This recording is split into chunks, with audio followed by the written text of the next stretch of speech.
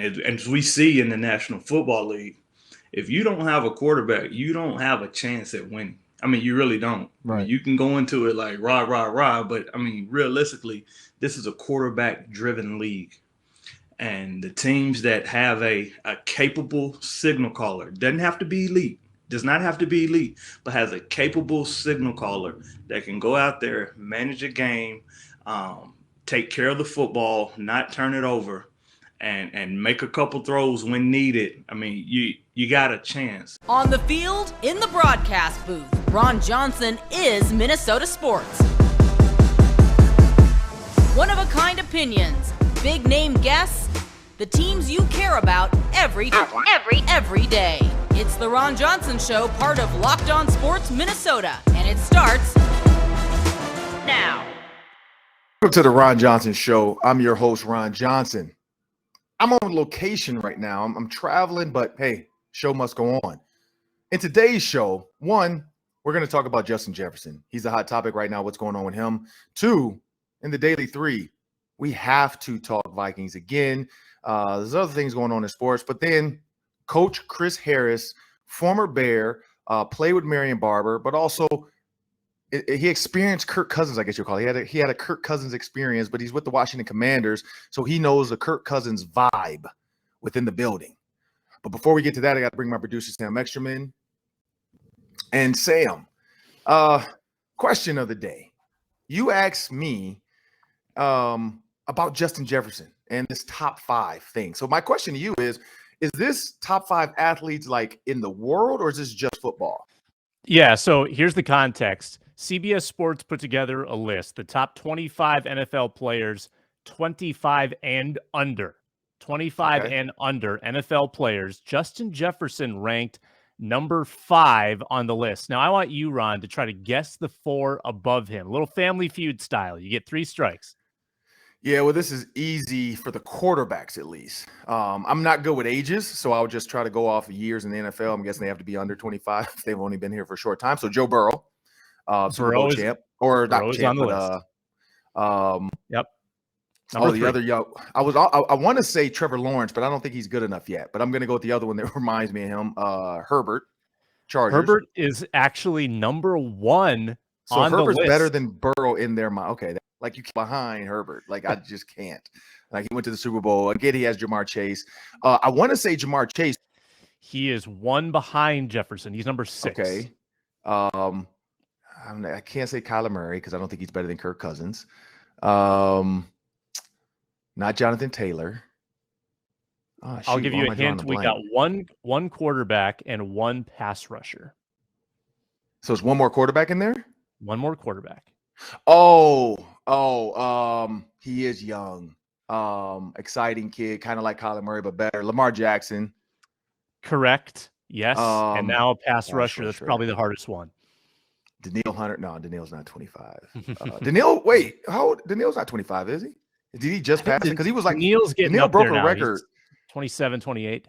But he had Daniil had like a record for like tackles or sacks under 25 before he's 25. Yeah, he was the fastest to 50 sacks, I think, under 25. Yeah. So, you know what? It's one of the Bosa brothers, I bet. Or Watt. No, Watts are old. So it's got to be Bosa. Yep, it's Bosa. It's so, Nick Bosa. And he doesn't have 50 sacks. So how is he even in this? Like, that alone, he should not be in front of Justin Jefferson. If you haven't broken Daniil Hunter's 50 sacks before you're 25, no. Because I don't know. How many sacks is he at? Bosa's at? I mean, Bosa missed the entire 2020 season. So he had a great year last year, 15.5 sacks. He was amazing, but he's only had 2 healthy seasons. He's 24 years old. He's got 24 sacks in his career. So he's off to a great start. Record. But he's not breaking any record. But he's not breaking Daniil's record. Maybe if he was healthy. But yeah, so in my opinion, no. Justin Jefferson should be like 3. I'd say Burrow, Herbert, and then Jefferson. And I think those 3 are right in there. I wouldn't. Lamar Jackson is great. He's exciting, explosive, but I wouldn't put him in front of Justin Jefferson. And then Bosa for sure. No, I wouldn't. I mean, granted, yes, he's a defensive guy. You look at Aaron Donald, just got $30-some-odd million a year for 3 years. Highest paid player, non-quarterback. So pass rushers and guys that get after quarterback are important, but Justin Jefferson changes the game. Like somebody just tweeted a question today, and my answer was none. They said, "Would you take any receivers?" Because I know we've done the Kirk Cousins, and it was, "Would you take any receivers over Justin Jefferson?" No, I wouldn't. Like what he does. I mean, you can argue Jamar Chase, but there's no Randy Mosses in my opinion right now in the league. Like other than Randy and Jerry Rice, like there's nobody you could take possibly right now that I'd feel comfortable like, oh yeah, this guy's going to give me way more production than just, I mean, because even Cooper Kupp, I think is a product of that system. I think he's good. He's really good, but he's a product of that system. So in my opinion, no, I'm going to go Jefferson, but I'll put him right up there with Burrow and Herbert. I think he under 25, he's exciting, but yeah, Lamar Jackson, Kyler Murray, Nick Bosa, Jonathan Taylor. I'm going to put them after that. Yeah. Let me ask you this, Ron. So I think that a big part of this list is kind of assuming that the quarterbacks are going to get even better. Like Burrow's going to get better, Herbert's going to get better, and they're going to be legends. Do you think Justin Jefferson still has more to get better at as a wide receiver? Because when I watch him, he doesn't have any weaknesses. I mean, he does the short stuff well, the deep stuff well, the contested catches. I'm like, where do you think he could actually improve other than just simply getting more passes his way? There's not really an improvement, but there's a thing. You always can get better. You know, you have to be better than your best. So whatever you did yesterday, be better the next day. For Justin Jefferson, I think it's some of the little things. And this is not so much on the field, but more off the field. Like he has to continue to gain, or he has to gain Kirk Cousins' confidence. Like Kirk Cousins has to be like I watched some of the Joe Burrow to Jamar Chase throws. Because maybe this is why those are on Twitter. I couldn't figure that out either. I know the NFL is just recycling stuff to get people excited for the season and make sure nobody leaves their league. Nobody's leaving the NFL to watch something else. But I've seen a lot of like highlights of Jamar Chase, you know, one-on-one, Burrow throws it. Jamar Chase is covered like a blanket and he still makes the catch. Kind of like Randy Moss. That's where Justin Jefferson and Kirk Cousins have to get. Kirk Cousins has to trust Jefferson. He has to throw him open. He has to throw it before because I've seen at times where Justin Jefferson slams on the brakes, he's wide open, but Kirk doesn't throw it because he came off of him. Where he has to earn that trust to where every single route Kirk is like, he's there. We're to the point where fans are sometimes like, dude, throw it to somebody else. Somebody else is open. Like that's like, we've never felt that way with Kirk Cousins. It's always looking for the next guy versus like, why is he forcing it to Justin Jefferson? Mm-hmm. You know, why is he trying to make, like, that's how we should feel with Justin Jefferson. Like that's how it felt sometimes, like with Randy Moss. I think even with the Rams, sometimes, you know, you felt that with like, you know, looking at Cooper Kupp a little bit too long. Even though Stafford's great, but you know, there were other guys within the route tree. And I think in Stafford, honestly, as the season went on, he got better at that, at finding that other guy. Like I said, the Scoen rope or the Scroen neck throw he made in the Super Bowl or the playoffs, you know, stuff like that. Like that's where Kirk's got to like beat it down to, you know, beat a dead horse. Just throw to Justin until like that's the next evolution of Justin Jefferson. But yeah, there's not much to improve on because his game is pretty solid. But I think the choice route stuff, he's going to get a lot of, if he's in the slot, he's going to have some of that choice route stuff that Cooper Kupp has. He's going to have some of that shifty double move stuff, but he's good at that. Like he has a great body control. You watch his offseason workouts, like he's doing all that stuff, that stop and go like 50 times within one route and then catching the ball just to burn your legs out and get that conditioning. Like he's ready for it. So I think that's the next evolution of Justin Jefferson is where does Kevin O'Connell see him in this route progression stuff? I'd like to see this team go back to the deep ball a little bit more. I feel like last year they really stuck to the intermediate stuff.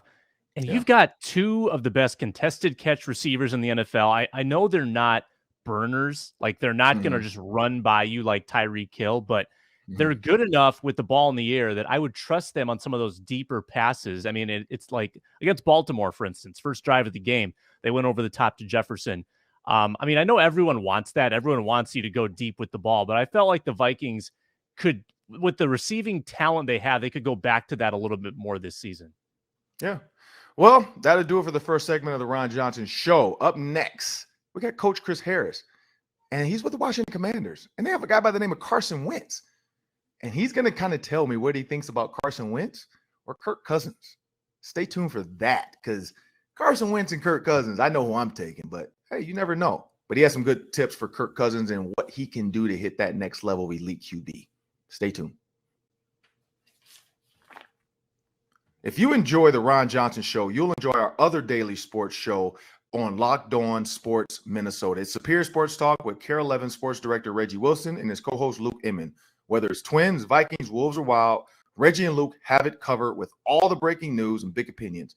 Catch the show 5 days a week by subscribing to Locked On Sports Minnesota's YouTube channel or wherever you get your podcasts. Next up on the Ron Johnson Show, and of course, I want to thank all the viewers on YouTube. I want to thank all those who have podcasted and subscribed. Please continue to do so. But as I tease, we're going to bring in Chris Harris. No, not Chris Harris Jr. From the Broncos. This is Chris Harris, safety for the Chicago Bears. Chris and I was only there for like 6 months. But Chris was a rookie we drafted when I came in. I was a tight end, so I had to deal with Chris every once in a while as safety. But Chris and I kind of got cool because we both like to hang out. We both like to gamble a little bit. And we like to hang out at Brian Urlacher's house. And so that's kind of how I met Chris. Chris, and I think it was like Kyle Orton, at Urlacher's house, late night gambling. And then after that, we were cool, went to training camp, blah, blah, all this stuff. I ended up getting hurt. So I had to go after that. You can't make the club in the tub. But I want to bring Chris Harris in. And Chris, jumping into this, man, you were a player. You played all over. Spice Adams loves making jokes about you too.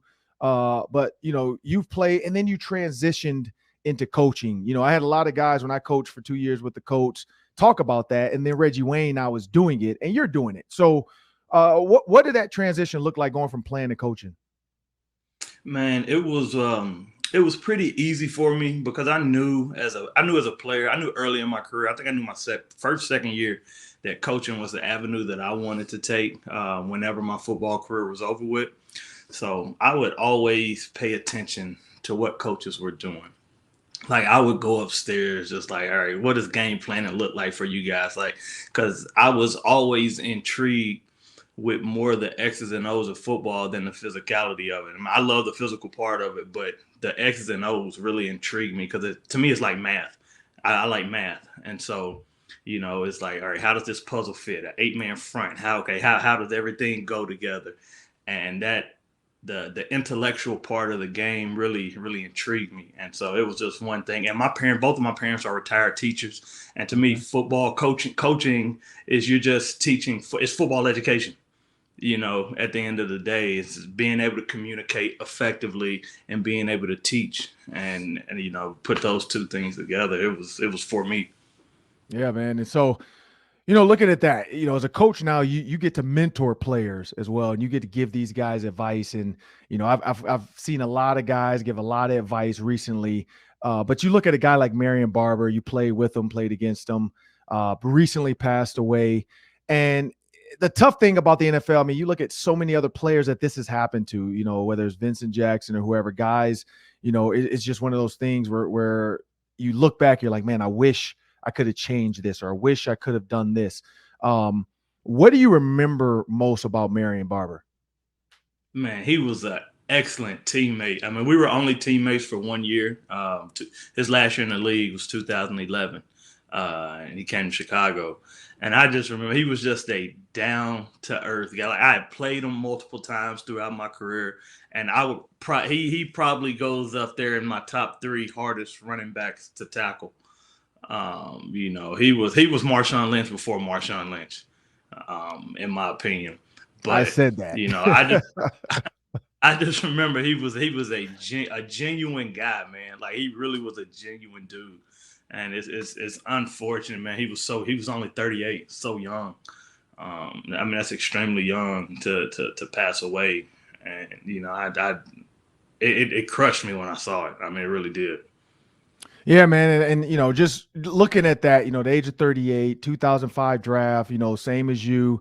He was my teammate in college. So, we're a bunch of guys, former players are in town this week. And so we're going to go out and just kind of, just be around each other, man. Because I think so many players, as you get away from the game, you forget to connect. And so that's one thing I always appreciate about you. Working for the Vikings, I got to see you coach with the Chargers. I know Antonio Gates was there. And so it's been cool to watch you grow, from step to step to step. And I'm guessing, D coordinator and head coach are coming soon. But as you look at this, NFL and all the things that come with it, and of course, quarterbacks right now are a big talker. and you're with the Washington Commanders. So you guys had Kirk Cousins at one point, so you've heard about him around the building, but you've also faced him as well. When you look at Carson Wentz, Matt Ryan, Kirk Cousins, some of these fringe now, because you only have so many elite, and then you look at, even Russell Wilson now being pushed down. What is it about these quarterbacks, so specifically Kirk Cousins and your quarterback and Carson Wentz? What is it about the stigma that kind of surrounds them sometimes, and how do they get out of that? I think they've got some negative press. Both of those quarterbacks, even Matt Ryan, the elite core, they don't have a tree full of them. You just don't grow them like that. Right. It comes with developing. And I think all of those quarterbacks we just named are all solid quarterbacks. I think those are all quarterbacks that you can win with. Yeah. And as we see in the National Football League, if you don't have a quarterback, you don't have a chance at winning. I mean, you really don't. Right. I mean, you can go into it like rah, rah, rah, but I mean, realistically, this is a quarterback-driven league.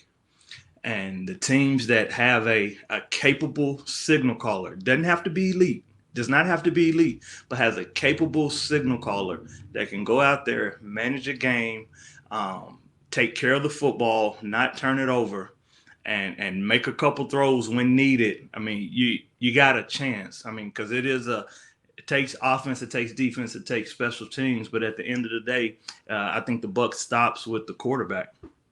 Yeah, and looking at the Vikings secondary, because I know you played safety, so I know you've seen Harrison Smith, Lewis Cine, kid out of Georgia, free safety, the Vikings drafted in the first round. When you see Lewis Cine and Harrison Smith, what jumps out about those two guys to you? Intelligent.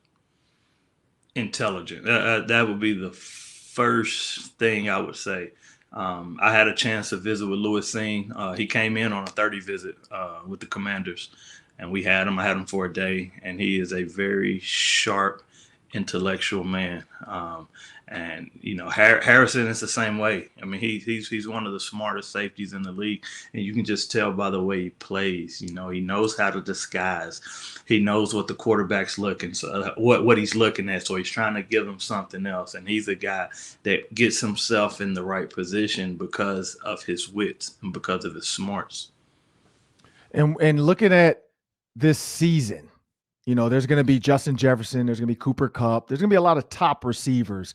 Again, being a DB coach, you got to watch them. How do you stop a guy like Justin Jefferson or even Cooper Kupp? Like what is your thought process when you see that come up on film? Man, you got to try to do some doubling. Maybe cut one way if we're robbing, maybe rob towards him, lurk towards that player. Because I mean that they're special players that command double teams. Now you can't double team a player every single down. You're gonna get gashed in the running game. But you have to make sure where he is. The safety needs to know where he is, so he may need a cheat over the top if you're in single high coverage. If you're in man-to-man coverage and you got a Cooper Kupp, a guy like that that's real shifty in the slot, okay, you might have the linebacker. If you got a hole player, he's looking strictly at him so he can help that nickel. With his leverage, so the nickel can stay outside and he can be right there to help him if he cuts inside. So little things like that, little nuances like that.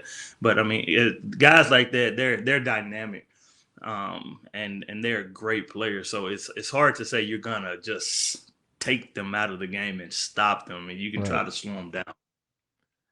Yeah. And so last one, man, fun one, of course. You play for the Bears, but you've been in the league for, you played a couple different spots, and you faced Randy Moss. What was that like? I mean, even going into the week, knowing you had to deal with Randy Moss, what was that like? Randy was a freak. I was with him with that record-breaking year in New England. I played against him then. I was in Carolina. I think that was 09, maybe. Yeah, right. I feel like it was 09. Man, he's.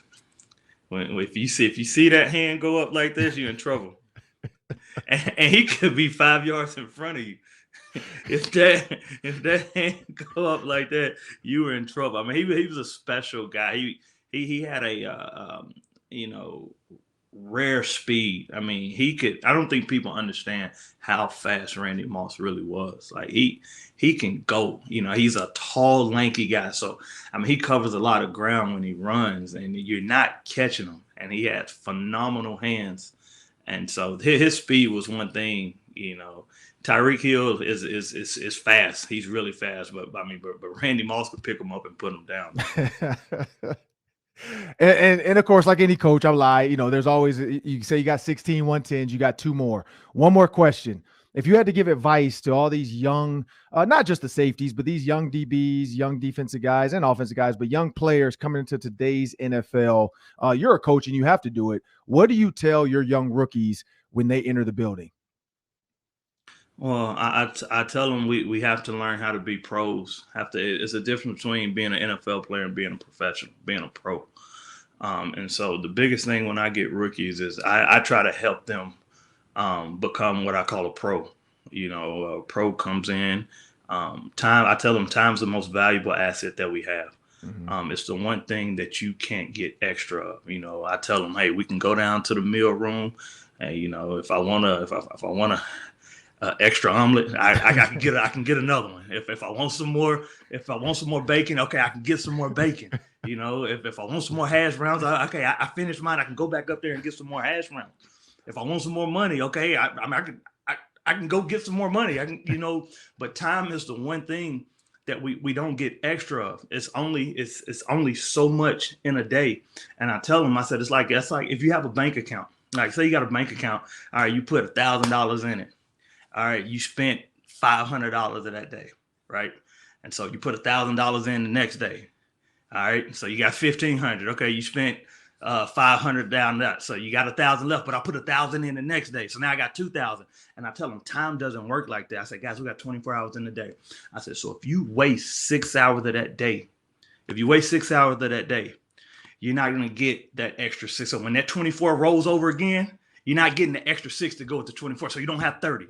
So that's one thing that we don't ever get extra of. So making sure that they really understand how to utilize their time and be efficient with their time and understanding time management, because you have so much more free time now that you're an NFL player than when you're a college player. Like when you're a college player, you got to do this. You're getting pulled here. Okay, I got to go to study hall. Okay, we got to get up, go work out here. Then we got to go do this. Okay, now I got to go to class. All right, now I'm going to go to practice. All right, now I got to go to study hall. And so, it's not that much. You have all day, basically. Right. When the day's over with at 4:30, 5 o'clock, you got the rest of the day, and you got to figure out how to manage your time and use it effectively. Well, that's wise words from a guy that's played it. Now he's coaching it. That's Chris Harris. It's the Ron Johnson Show. And up next, we got the Daily 3. That's 3 questions, 3 minutes. Stay tuned for that. Do you want instant post-game reaction from insiders that cover your favorite sports teams? Well, check out our Locked On Sports Minnesota podcast on YouTube or wherever you get your podcast. Following every Twins, Vikings, Wild, or Wolves games, our Locked On team hosts are broadcasting live with team insiders like Kevin Gork for the Wild, Brandon Warren for the Twins. Never miss a podcast by subscribing to Locked On Sports Minnesota's YouTube channel. And please download and subscribe wherever you get your podcasts. Well, it's that time of the show. Segment I love. It's the Daily 3. That's 3 questions, 3 minutes each. Take it away, Sam. I got a good Gophers one for you, Ron. A lot of people nationally don't know this name. John Michael Schmitz. I call him JMS for short. Mel Kiper Jr. We all know Mel Kiper. He ranked John Michael Schmitz as the top center in college football, number 1 on his big board in next year's draft. So my question to you, Ron, and Schmitz was right up there with Tyler Linderbaum in the rankings last year. Do you think that John Michael Schmitz could be the next first-round pick for the Gophers? Oh, yeah. So Tyler Linderbaum, I remember he was in the late 20s, like 24, 25. The reason I know that is because I thought the Vikings could have took him with their pick. And then, of course, they traded back and got Lewis Seen. But I thought if the Vikings had dropped back to 20, 21, 22, that was kind of how I kept doing it. Even we did our mocks, so, trading with the Steelers, because we knew the Steelers wanted Kenny Pickett. I said that right away in our mock draft. And we didn't know. I speculated, but, it seemed like an easy fit. He's in Pitt.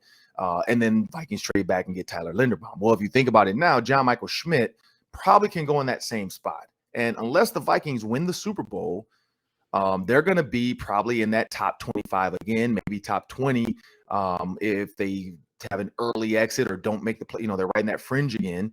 And I know a lot of fans feel like, look, if you're going to miss the playoffs by one game, just go ahead and lose 4 or 5 more so we can get a top 10 pick. Well, if you are competitive and you build that confidence in the team, you can see what you have, and then you get a 20 to 25 draft pick. Probably John Michael Schmitz probably there. He could be a Viking starting center. If you think about Bradbury, not being extended, we don't know what you get out of him. I mean, unless Kevin O'Connell turns into a great center, could be a change of voice. Yeah, John Michael Schmitz can and will be the next first-round pick for the Gophers. He came back. A lot of people thought he was going to leave, but he came back to be a part of something great with Brian Callahan. And I think that's the big key in this. He is solid. I've watched him for the last couple of years. You look at Mo Ibram. You look at all these running backs, Bucky Irving. He cleared the way on a lot of that stuff. And he also, he moves in space well because the Gophers do run an RPO style offense. He's what a lot of teams are looking for, a guy that can move, but also a big body that can anchor that middle and keep the quarterback clean. Do you know off the top of your head, is he a Minnesota native? Is he from like outstate Minnesota, or did they recruit him from somewhere? I think he is from Minnesota, if I'm not mistaken, but I do know he's extremely smart. Like, I know Flex said he's like getting his doctorate or something. He's going to be a doctor one day. So he's extremely smart kid as well. And so that's going to vote well for him if he does decide to go to the NFL, and that is where he wants to pursue. This is a kid that's extremely smart. Okay. We got this is a look ahead to the future right here. John Michael Schmitz attended Homewood Flossmoor High School in Flossmoor, Illinois. Their nickname, the Vikings. Oh, there you go. Number 2, on a serious note, Deshaun Watson has a 24th accuser come forward in the civil suits, which again is leading to the question: how many games is he actually going to play this year? What kind of punishment is he facing from the NFL potentially? Ron, what's your outlook on this Deshaun Watson situation? Well, yeah, I'm always let it play on the courts thing. I stay out of police matters just because you just don't know. You never really know. I never like to say somebody's guilty. I never like to say somebody's innocent. The one thing I'll say is a lot of this being civil, because I've seen some of the plaintiffs say they want it in front of a jury because they really want, they don't want a judge to decide. They want the emotions of people to hear their story. I haven't seen anybody it hasn't been like a brutal or anything. It's been more perverted type stuff, like exposing themselves, doing stuff in front of them, whatever.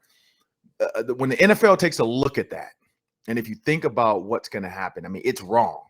If it's true, it's wrong. It's perverted. That's a business where you have to have a lot of trust when you're massaging somebody in their house, when you're supposed to help somebody get healthy. So depending on how many of these suits are real and some are just, money grabs, we don't know, and that's the problem when it's so many. You have to weed through the bad to get to the right ones, or the wrong. I don't even know what word to use for that, but you have to weed through some to get to the ones that are real. Or is all of them. If it's all of them, that's crazy. He plays 0 games. But yeah, I think it's going to be up to that because it is a civil. It's something that they're trying to go to court and figure it out. But depending on how long these take, that's the other problem. We're 99, 98, 97 days away from the season, and they're just getting these plaintiffs' documents into the courts now. This might go into the season, and I don't know if the NFL can let him even on the field, knowing that he's going through these civil suits. And so that's going to be the big one. That's going to be the big problem with this, because a lot of people thought it was just all a hoax by Houston's crazy black market, whatever, trying to control him not leaving Houston or lowering his trade value. So that who knows, or not lowering his trade value, but making him untradeable, so that nobody would want him and he'd have to play for them. Who knows what's going on? But at the end of the day, I have no answer. But I guess if these are true, he plays no games this year. He's going to get suspended for the season, and then the Browns just wasted. I don't know if there's something in his contract saying if he's found guilty of X amount, we don't have to pay you anything. So we'll see where that goes. No, I read about this too. The contract is set up that if he doesn't play any games this year, he only loses $1 million of the $230 million. Wow. They created it so that all the money is backloaded, so that Wow. it is actually very good for Watson if he doesn't play. But I think that commissioner's exempt list probably to start the year. And I'm with you. I don't think he plays any games. I think that the NFL comes down with a strict punishment. There probably will be an appeal process. Maybe the punishment gets reduced a little bit, but they're going to set the bar pretty high, I think, and Yeah. draw a line in the sand on this one.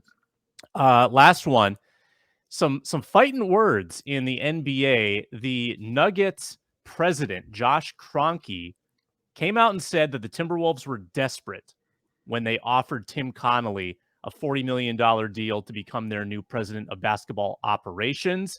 Mhm. Is this leading to a potential division rivalry between the Wolves and the Nuggets now that the Wolves have nabbed their big executive? No, that's just somebody who wants their binky. Like, that's just somebody bitter, somebody trying to create something there, just making a comment. If they don't feel a certain way about a certain candidate or feeling like, hey, because what happens is now when executives are getting this money, it puts the rest on notice, and so now as an agent or whatever, you're like, oh, whoa, that people can pay, or that's what people are willing to offer. But I've always been told this, like in the NFL draft and the NBA draft, if there's a guy you want, go get him. Like, don't worry about like, well, they have him listed at 30. We shouldn't draft him at 20 or 15, because then people always, that was a reach. That was a reach pick. And then you look back and you're like, man, that was actually smart. That was actually a good pick. So if you want your guy, go get him. Like, the money or the way you get him, like, that'll all come back. Like, you'll get that back over time. Like, but you will never get back that person.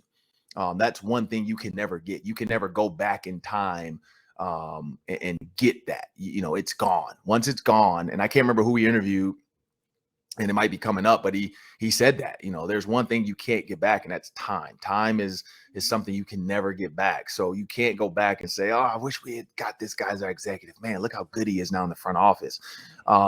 That's where people get caught up in that. When you look at coaches and you think about coaches like Mike Tomlin and some of these former Vikings coaches that went on and were great, people always look back, I wish we had got Mike Tomlin. He was good. We should have offered him an assistant head coach job to keep him here so that he could be the next coach in waiting and blah, blah, blah. There's all that kind of, Tony Dungy, same thing. He's with Denny Green and then he leaves and goes to the Bucks. I wish we had made Tony Dungy the head coach in waiting. Like, there's so many things where people say that. Hey, if there's a guy you want, like the Patriots tried to do with Josh McDaniels, they kept offering him money to be the head coach and wait, he could finally, he's like, all right, look, Belichick's never going to retire. I can't sit here forever. I'm out of here. I'm going to Vegas. That's where I see it. Like, if there's a guy you want, that's why I see with execs. Like, that's just, I don't think there's a rivalry there. Because it's not players. Like, if it was Draymond Green or something, saying something about the Timberwolves, or, if the Timberwolves make a trade and, the actual players, like Donovan Mitchell says something, maybe the Jazz, he becomes a rival with the Jazz. But yeah, until the D'Angelo Russell deal happens or something happens, and then people say, that was a reach to get rid of D'Lo. That was stupid on the Timberwolves' part. And the player says that, then you might have some players on, but front office, players aren't paying attention to that stuff.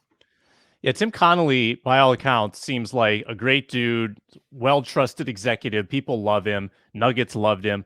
My only question about this was the timing. Like, usually you make a big swing for a basketball executive when you are rebuilding your team. You're building the team up.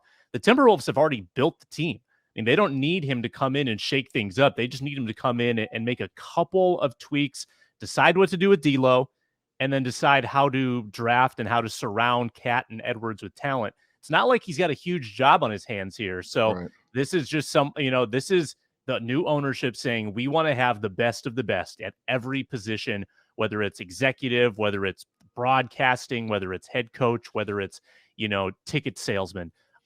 They really do want to make this like a luxury organization as well as they can in the state of Minnesota. Yeah, I agree. We'll see. I think it'll be seen this year of what happens in the front office with the players off the court. But that'll do it for the Ron Johnson Show today. I want to thank you all for downloading and watching. Those that you all at home watching on YouTube, we thank you. Those that continue to subscribe, please share that as well. Wherever you get your podcast, make sure you download and listen to Sam and I. We have a lot to say, and we have some great interviews. Coach Chris Harris, check it out if you have not, and go back. Do you agree? Is Justin Jefferson a top 3 guy under 25, or is he 5? Is he right where he should be? That's for you to answer. We will interact with you on Twitter, so feel free to tweet to the video as well. But that'll do it for the Ron Johnson Show. Have a great day.